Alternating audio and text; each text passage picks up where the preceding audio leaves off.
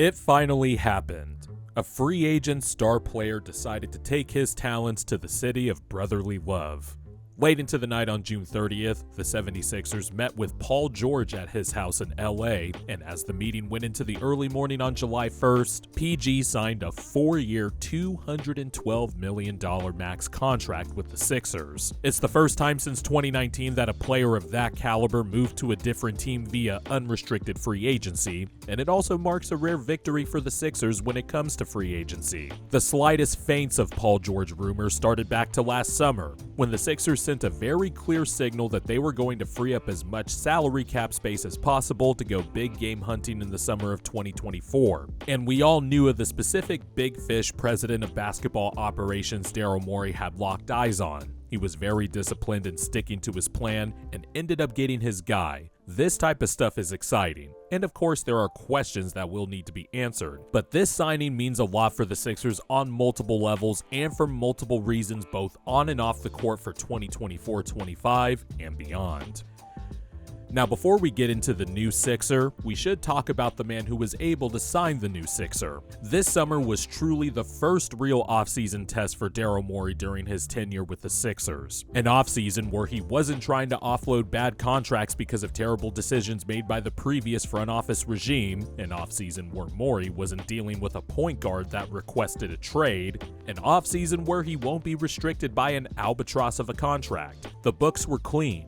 The Sixers now have plenty of draft picks, and it was time for Morey to come up big. Going back to the summer of 2023, Morey made it crystal clear that he was planning on having a lot of cap space available for the free agency class of 2024. That plan rightfully received skepticism, even from me, though I got it and it was probably the right path to take at the time. I mean, think about it. The few times the Sixers have had cap space to add a max-level talent, it turned out not so great. And there are plenty of examples where the Sixers just got a courtesy meeting with a big-time free agent, but were always left at the altar. So the thought of Morey going through with a cap space plan to attract a max-level free agent in one of the weaker free agent classes was something that felt more like a pipe dream than reality. But Morey ignored the noise. He stayed the course, and he stayed disciplined. The Sixers asked Tyrese Maxey in 2023 to hold off on asking for his rookie max extension because his low cap hold was vital to help create max cap space for this summer. Morey also had his heels dug in when James Harden requested a trade to only one team and ended up getting exactly what he wanted, which was draft compensation, but more importantly, expiring contracts that wouldn't jeopardize the Sixers' summer plans. Morey also held off on trading for anything big during the trade deadline, only trading for Buddy Hield, who was another expiring deal. Morey had one guy in mind the moment the cap space plan presented itself over a year ago. He basically said as much in his exit interview this past season, all but saying Paul George's name when he said he was looking for a two-way wing player. Well, mission accomplished. The plan worked. Morey signed one of the premier two-way players in the league, even at the age of 34. Adding a skill set like Paul George's was the perfect swing to take in free agency. It gave the Sixers the best chance to add talent without giving up future picks, or those now suddenly valuable Clippers first-round picks. It was also the best chance to add a true star-level talent around the dynamic duo of Joel Embiid and Tyrese Maxey. Not just star-level talent, but a player that you can plug and play into any team and whose skill set fits with stars in all different shapes, sizes, and talent level. More importantly, Paul George is a clear and obvious upgrade over the previous 3-4 tweener forward who was taking up a max salary spot. And that transitions perfectly into my next point. One of the reasons this move was such a no-brainer for the Sixers is because of the simple fact that Paul George is such an obvious and clear upgrade over Tobias Harris that even I can't truly grasp just how much that matters for the Sixers. Everyone would much rather have a 34-year-old PG on the max than Tobias Harris, who occupied a max cap slot for 5 fucking years with the Sixers. And look, I'm trying not to turn this into a shit on Tobias Harris video, but not only is PG better at shooting, finishing at the rim, passing, dribbling, making quick decisions, and is a better defender on and off the ball, George just straight up changes the dynamic of how defenses guard him. Let's look at a few clips right here. you'll see how the defense is completely okay with letting Tobias Harris shoot threes no matter how many he makes or misses. Tobias has not only been a hesitant shooter during his entire Sixers career, his shooting versatility is severely limited. On top of that, he won't put up enough volume and he doesn't have a quick trigger. This has cramped the Sixers' spacing on offense for years, and I guarantee you that defenses will think twice before doing that to Paul George. Paul George is not only one of the high-volume elite shooters in NBA history, it's the fact that his trigger is quick, and he can hit shots over tight contests. You can already see the difference in the type of threes George takes compared to Tobias Harris. PG is also better than Tobias at making quick decisions, being a tertiary playmaker, and attacking a closeout with slick handles and Euro steps.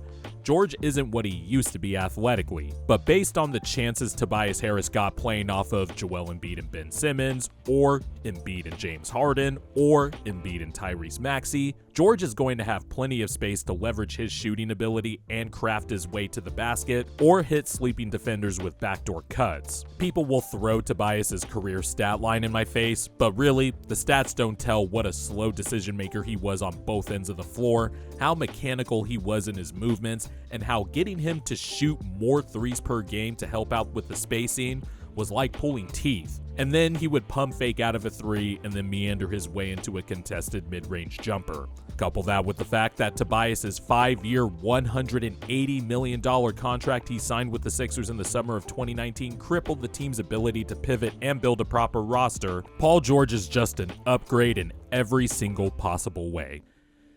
It is going to be wild that the Sixers are now going to have Paul George attacking defenses that are already zeroed in on a Maxey and Embiid two-man game, but he also has the kind of skill set that can spark a two-man game with the other aforementioned stars. PG fits with Maxey as a shooter, screener, as a guy to locate to the three-point line in a Maxey-led transition attack. Hell, if Nick Nurse wanted to get creative, he could even do Maxey-George dribble handoff actions. Funny enough, that type of skill set also fits well with Joel Embiid. On the defensive end, Paul George will be able to credibly guard on the perimeter and be a weak side disruptor whenever Embiid is in drop coverage or protecting the rim. I can't tell you how many times Tobias or a slow-footed forward failed to get a body on somebody for a rebound because Embiid went to go put out a fire and there was no one on the backside rotating over sooner. That won't happen with Paul George. On offense, the pick-and-roll game is going to be intriguing too, as PG has never had a big like Embiid to be his dance partner. George had 3 straight seasons with the Clippers where he averaged over 5 assists per game, and while I'm not here to tell you that Paul George is an elite playmaker, he is very competent and capable, and he did have nice chemistry with Ivica Zubac in the pick-and-roll game. Once George figures out that Embiid pocket pass, that will make the partnership more deadly, because that means Tyrese Maxey, whose catch-and-shoot numbers from 3 have been well above 40% for 3 straight seasons now, is on the weak side, ready to take a deep 3 or attack a closeout with his blazing speed. So now we finally live in a reality where the second and third best offensive players on a Joel Embiid-led team are actual elite threats, and more importantly, don't take up the same spots on the floor.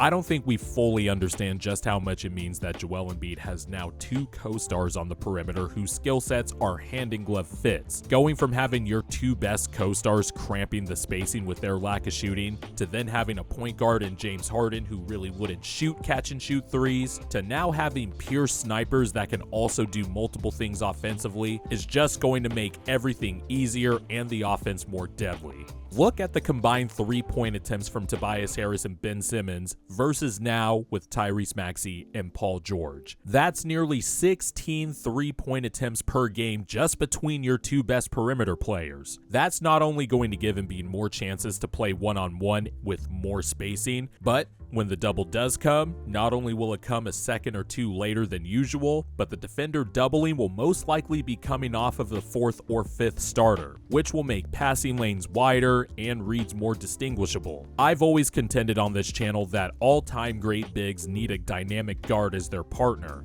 Then, if you could get someone at that 3 to 4 wing forward position, you're really cooking with your team construction. Let's just look at recent examples, like the Bucks with Giannis, Chris Middleton, and then they won a championship after trading for Drew Holiday, and then Drew of course turned into Damian Lillard last summer. The Nuggets are another example, already having Nikola Jokic and Jamal Murray in place, but then completed their team with the Aaron Gordon trade. Once you have the spine of your roster set, and especially at the 1, the 3, and the 5, you can fill out the rest of the roster with impact players who do different things. And honestly, that may be the best part in all of this. Since Daryl Morey didn't have to give up any draft assets to get his 3rd star, he'll still have ways to improve the team going forward. He has things that he could theoretically do with smaller contracts to aggregate salary, and they can trade up to 5 first-round picks to make improvements if the market shakes different by the trade deadline this upcoming season. For the first time in the Embiid era, a proper core has been established.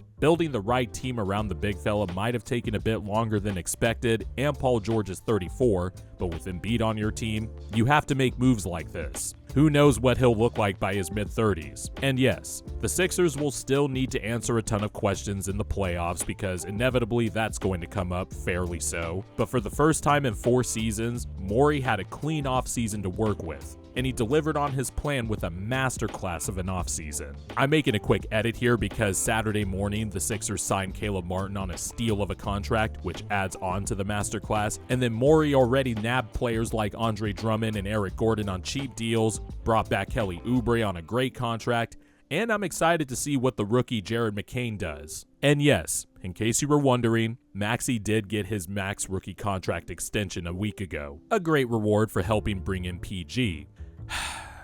If only Nick Batum had stayed with the Sixers. But with this big 3 now set for the next 2 to 3 years, and Morey has his own established coaching hire, remember, Doc Rivers was hired first before Morey was hired, Morey can now try and properly guide this team to its ultimate goal, but that means it actually needs to happen. The Sixers, for a number of reasons, have yet to make it out of the second round in the Embiid era, and if Morey's moves don't lead them to at least a conference finals, let alone an NBA finals, let alone a championship, then Morey's tenure in Philly will be remembered for savvy moves, but ultimately a failure.